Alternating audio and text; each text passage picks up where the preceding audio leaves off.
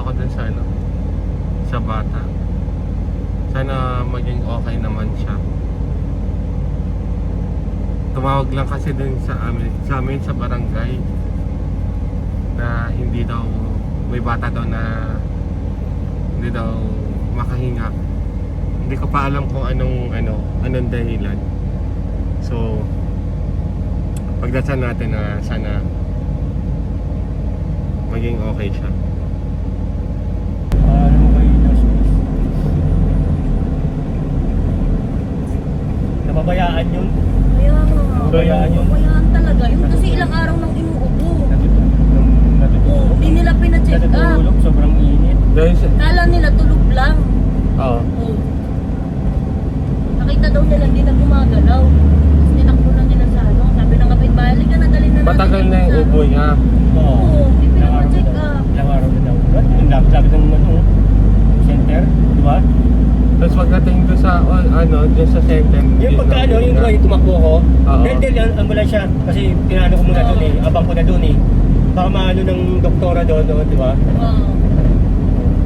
Kaya lang pagdating dyan sa CNPR pa. CPR Oo, din sa ganun, loob, kuya, CPR din. CPR. Oo, Sabi ng doktor sa akin doon, dire-diretso mo lang yan. Sabi gano'n sa akin.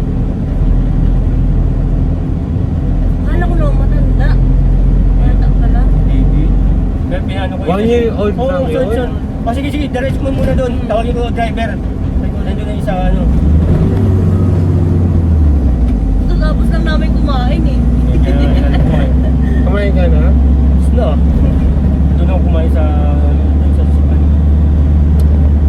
Kawawa yung bata. Naawa ko doon pagkakita ko kanina. Tangkaan eh, di ba? Wala Ang eh.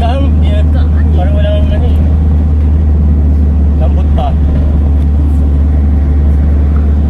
Lambot yung kamay, ginano ko yung kamay.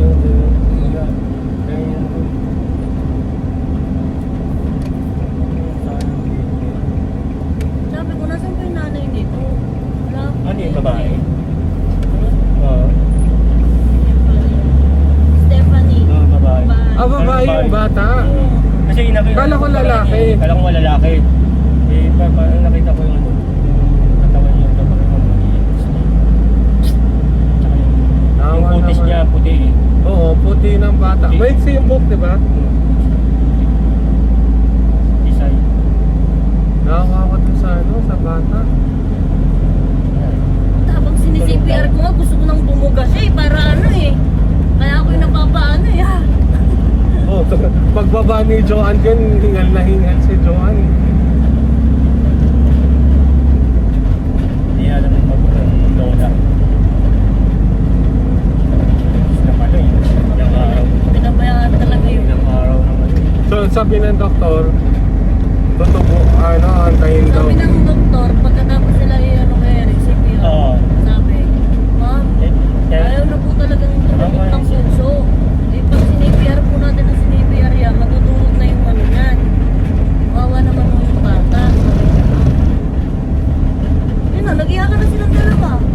Sabi ko, "Dok, ano po ba, pirma lang?" Sabi, "Paano pag ayaw kong pirmahan yan?" Sabi, "Ganun ng bakla." Bakla pa yung doktor. Ah. Huwag naman po, Dok. Sabi ko, "Ganun." Kasi yung pinirma niya, "Alis na po kami." Siya unang lumapit yung isa, yung una. Yung parang panood, tapos siya sumunod. Nilapag ko siya muna mag-ano CPR. Tapos tinanong ako, "Ito po yung relatives ko." Lola, sabi ko lola, tsaka. Tapos habang pinakausap ng mga babae, "Ano nangyari?"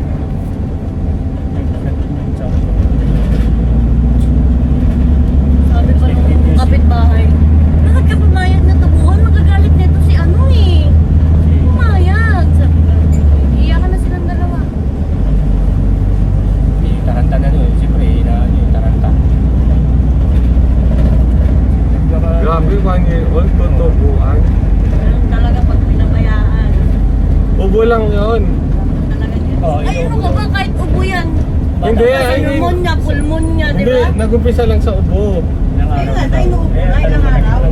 ilang araw na kasi. Hindi walang check-up. Wala, hindi pinag-check up. Yung lapit yung center, pwede na yata dyan, di ba? Oo, bibigyan naman silang gamot. Taga Cristobal daw sila. Stable pa yon? Oo. Kala ko nga kilala mo, Ricky. Hindi ko kilala kasi tumatakbo yung bata, yung lalaki, bata. Kaya po kasi yung magulang dalawang babae, mga kapatid. Oh, sige, ano mo doon, tatuagin ko yung driver. Ambulansya. Sige, para pag pag-diretso yung sa ambulansya, ang init-init ko. Kaya tinawag ko, ambulansya din, nandun sa center. Tara.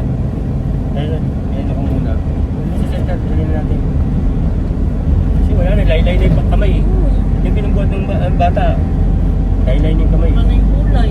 Hindi ko wala na siya. So kaya kayo, kahit inuubo kayo, yung mga anak nyo, pa-check up nyo. Hindi katulad nito, nangyari nito, ubo lang daw yun. Hanggang sa lumala, na walang check up. Pwedeng mauwi sa pneumonia. Kaya delikado rin. Ayun, yung bata to, talaga nag-aagaw buhay. Hindi na nga daw humihinga eh. Wala na daw eh. Gusto na nga tubuan daw ng doktor. Tubuan na. Tinubuan na? Tubuan na siya. Kaya mas nga ako. Pirma na yung ano eh. Kaya umalis ako eh. Kasi kinausap niya eh. Tinubuan na siya. Umayag eh, wala na. Ha? Yung isa ay parang ayaw yung isa eh, di ba? Yung kapitbahay. Parang ayaw. Yun nga sabi niya, ba't pumayag ka? Magagalit dito si ano eh. Sabi nga. Pagkatapos lang ilagay yung tubo, maya tumayo na yung doktor. Sabi, Mami, ayaw na tumutok ng puso ng bata. Pag tinuloy-tuloy namin CPR, matutulog na po yung ano yan.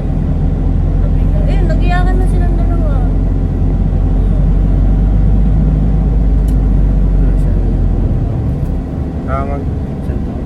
Huwag yung pabayaan kahit inuubo lang.